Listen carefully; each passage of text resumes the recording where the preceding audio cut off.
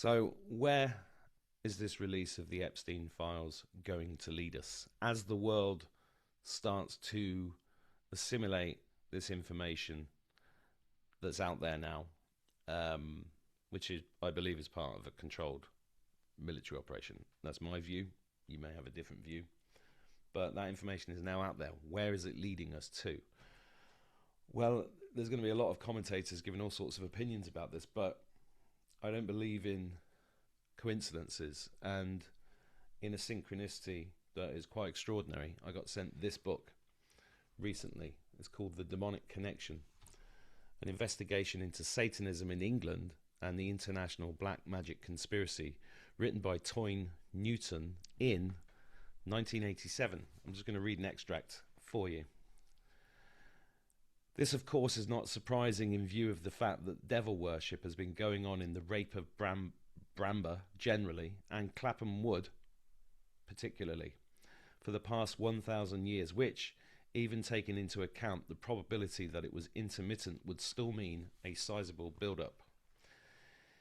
It will be remembered that the initiate spoke of people in high places holding positions of power who would brook no interference, and over the past few years we have seen evidence of this alarming contributory factor to the breakdown of society by an increasing amount of corruption and scandal stemming from the highest institutions in the land, which is obviously calculated to undermine people's confidence in those who govern. This view is strongly supported by Paul Sturgis, who comments that Satanists seek to achieve political and financial power and will go to extraordinary lengths to achieve this end. It is of great concern that Satanists can be found at the highest levels in our society, in political life, and on the boards of multinational companies, he says. Mr. Sturgis and others who monitor satanic activities are convinced that some of the big satanic groups are involved with the international drug trafficking and blackmail. They believe that in Britain, Europe, and the US, there are satanic cults practicing with such a seriousness of purpose that they present a terrible danger to the general public and can indeed have a catastrophic effect upon the minds of those who are unprepared to combat them.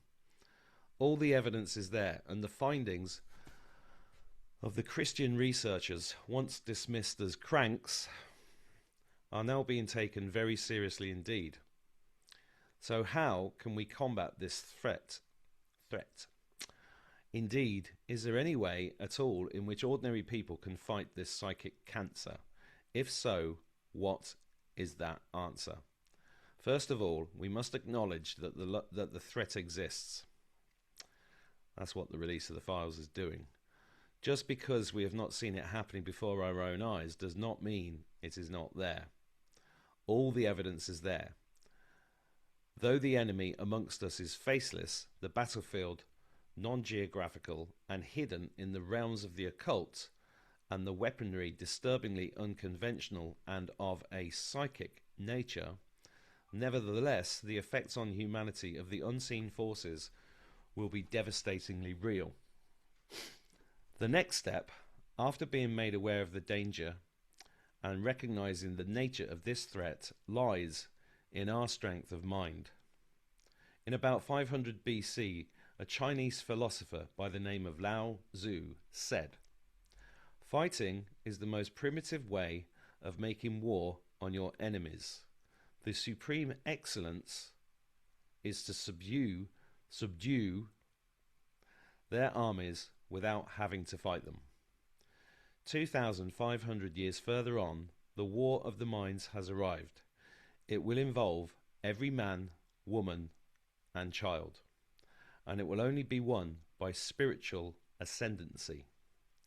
Only by this means will the advancing dark legions of the inverted cross will be subdued. This is Lao Tzu's supreme excellence. Very prophetic and true. All roads lead to Satanism, but God wins.